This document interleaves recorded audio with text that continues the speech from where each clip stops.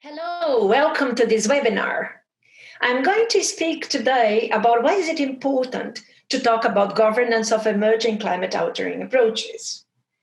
To introduce this theme, I decided to focus on the findings of the recent special report on global warming of 1.5 degrees Celsius produced by the Intergovernmental Panel on Climate Change, the IPCC, which provides a good background for the need of emerging climate altering approaches and why governance of these approaches is important.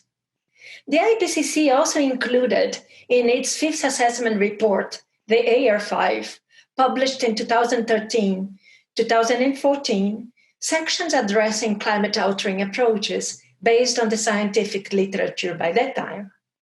In the next sixth assessment report, planned for 2021-2022, updated findings on this issue will be provided based on updated literature worldwide. In this slide, I include the links to AR5 and the 1.5 special report, and in the last slide, I provide additional references for those who want to learn more about this subject. The 1.5 special report addresses the impacts of global warming of 1.5 degrees Celsius above pre-industrial levels and presents different greenhouse gas emission pathways, which are model trajectories of anthropogenic global emissions, assuming different levels of economic growth, technology development, and lifestyles, for instance. The assessed pathways have been classified by their temperature trajectory over the 21st century. Those limiting global warming to below 1.5 degrees Celsius are classified as no overshoot pathways. Those limiting warming to below 1.6 and returning to 1.5 degrees Celsius by 2100 are classified as limited overshoot pathways.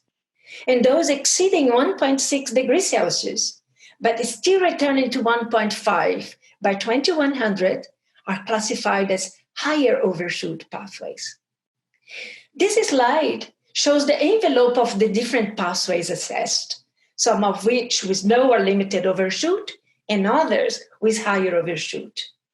The envelope indicates four illustrative model pathways, labeled P1, P2, P3, and P4, whose emission trajectories are represented in the illustration below the envelope.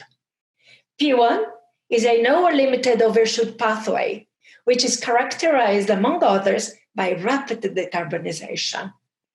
P4, on the other hand, is a higher overshoot pathway, representing a resource and energy-intensive scenario with high demand for transportation and livestock products, among other assumptions. In all the pathways assessed in the 1.5 special report, carbon dioxide emissions are reduced to net zero globally around 2050. For some sectors, this might not be feasible, and some residual carbon dioxide emissions are expected. In this case, options to offset these residual CO2 emissions through removing them from the atmosphere are suggested and fall under the carbon dioxide removal methods, CDR.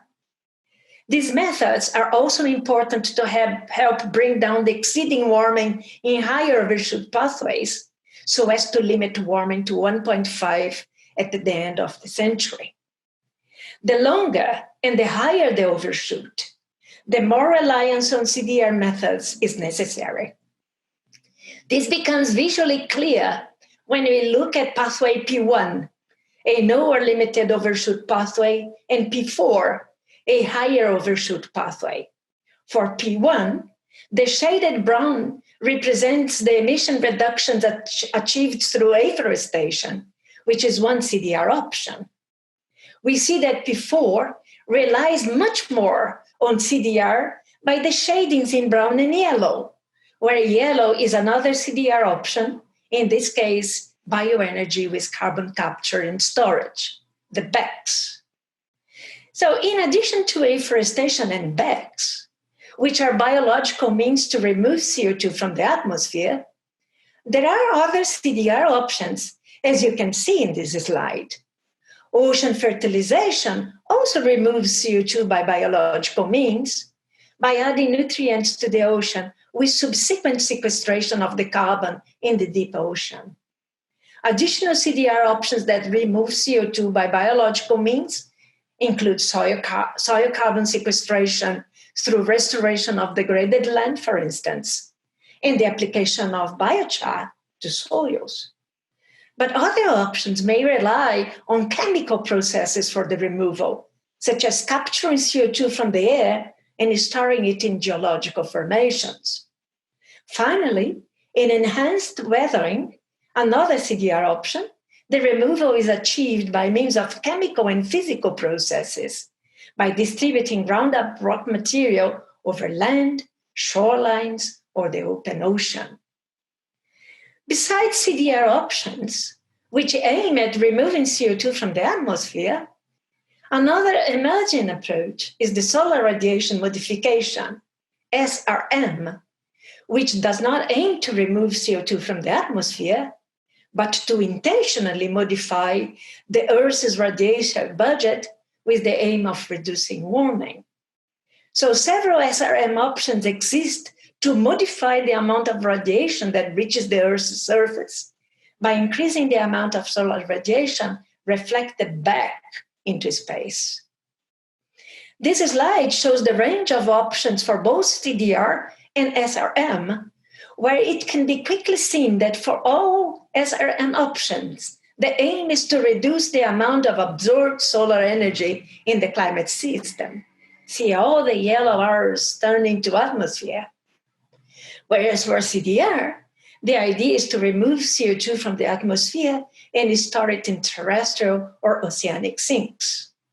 Some SRM options include injecting a gas in the stratosphere, thus creating aerosols that reflect more radiation back to space, or ground-based albedo modification, which changes the fraction of solar radiation reflected back through more reflecting surfaces, such as white roofs, or making clouds brighter and thus more reflective through injecting sea spray particles into marine clouds.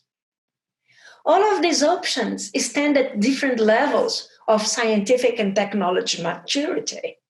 And despite being theoretically effective in removing CO2 from the atmosphere, reducing an overshoot, or in changing the radiation budget of the Earth, they still face large uncertainties, knowledge gaps, substantial risks, and institutional and social constraints related to governance, ethics, and impacts on sustainable development. For some of these options, only small-scale field experiments and theoretical modeling have been conducted.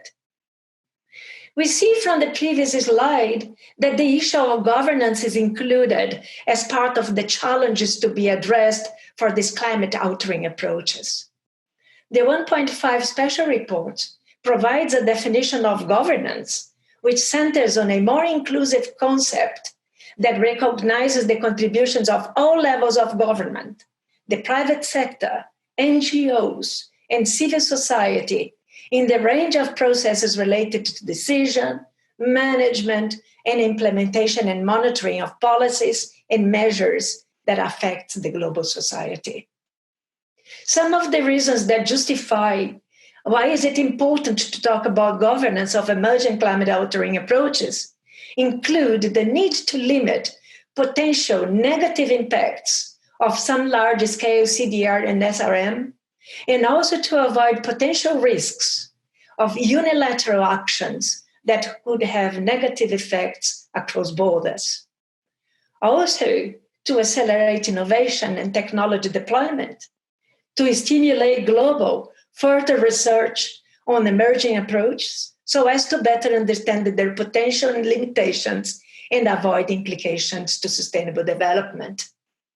To improve the knowledge on the permanence of the carbon stored in terrestrial, geologic, or oceanic sinks, and measures to ensure their permanence.